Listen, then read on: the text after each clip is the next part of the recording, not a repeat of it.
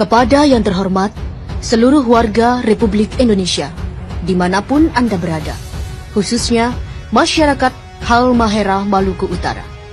Dengan segala hormat, saya Anissa Madaniah memberitakan tentang tambang emas yang ada di Halmahera.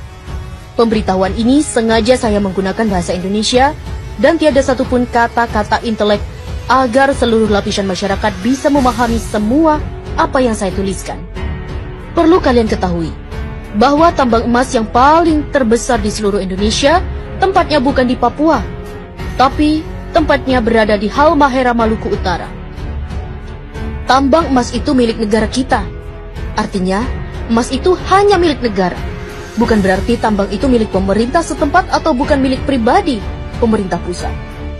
Kini tambang emas itu telah diberikan oleh Luhut Binsar Panjaitan dan Jokowi kepada pengusaha asing yang berasal dari negara Cina dengan dana investasi sebesar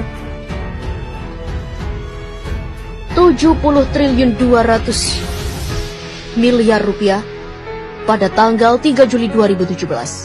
Selama ini, alasan mereka bahwa tambang-tambang itu hanya untuk kesejahteraan rakyat, tapi kata-kata itu adalah pembodohan atau kata-kata bohong. Sudah berapa banyak tambang-tambang milik negara kita telah dibelikan oleh pemerintah kepada pihak asing. Harusnya seluruh rakyat Indonesia telah menjadi milioner, yang sekolah digaji, yang berobat ke rumah sakit pasti gratis karena setiap jiwa telah menjadi milioner. Tapi, apa yang kita dapat dari hasil tambang-tambang itu? Justru tambang itu habis, dan uangnya bahkan tiada. Malahan, rakyat Indonesia semakin miskin saja. Para pemimpin Indonesia, semuanya orang-orang buangan. Mereka hanya tumpukan-tumpukan sampah tanpa ilmu pengetahuan, lalu mereka menjadi manifest atau pencari jabatan di negeri ini dengan jalan sogok dan suap. Manifest ini menghalalkan segala cara untuk memperoleh jabatan. Ada menggunakan sistem suap, mengelabui rakyat dengan berkampanye dan saling menjatuhkan saingan-saingannya di saat kampanye.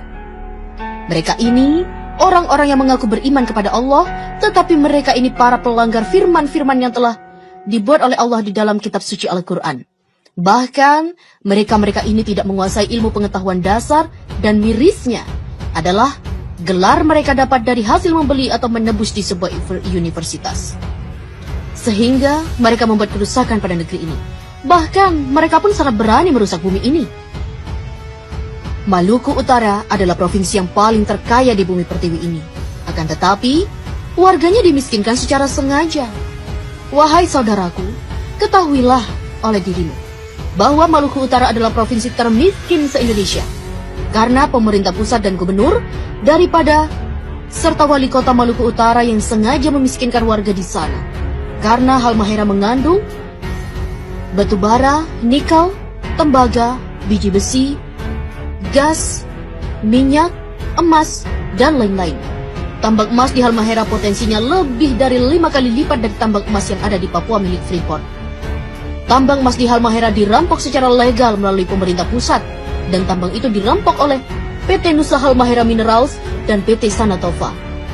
Lokasi tambang tersebut di kota Tidore dikuasai oleh PT Satanova di Kecamatan Obat Tengah dan diberi jatah eksploitasi seluas 9.000 hektar.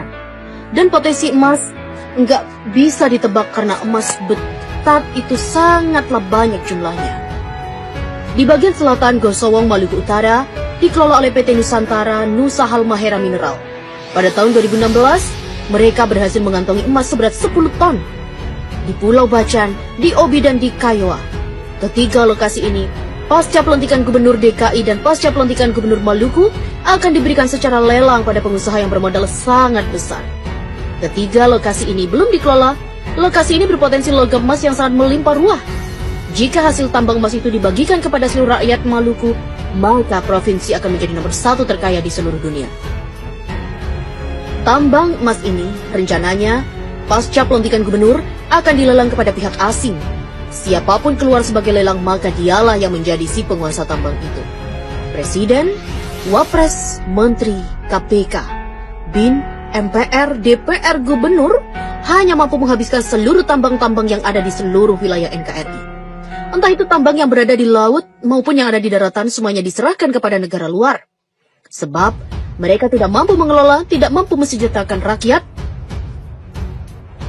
karena mereka bukanlah para pemimpin, tapi mereka hanya mampu mensejahterakan dirinya dan keluarga, partainya, dan pengusaha asing karena mereka adalah para pengkhianat negara dan mereka adalah perampok yang sesungguhnya. Wahai saudaraku, apabila Presiden Republik Indonesia dan rombongannya mengunjungi provinsimu, itu tandanya sumber daya alam yang ada di sana akan segera dirampok untuk diberikan kepada negara adidaya dan uangnya hanya untuk mereka-mereka saja. Bahkan mereka selalu berhutang pada negara lain dan bahkan mereka mencari para investor asing sebanyak-banyaknya. Hal ini bertujuan hanya mencari kekayaan pribadi mumpung mereka masih menjabat sebagai yang disebut di atas. Saya Anissa Madania, putri Indonesia yang tidak takut terpenjara dan tidak pernah takut untuk mati. Wassalam. Mohon diviralkan biar sampai ke tangan para pejabat yang amanah. Dan bahkan mereka-mereka ini tidak menguasai ilmu pengetahuan dasar dan mirisnya adalah gelar mereka dapat dari hasil membeli atau menebus di sebuah universitas. Sehingga mereka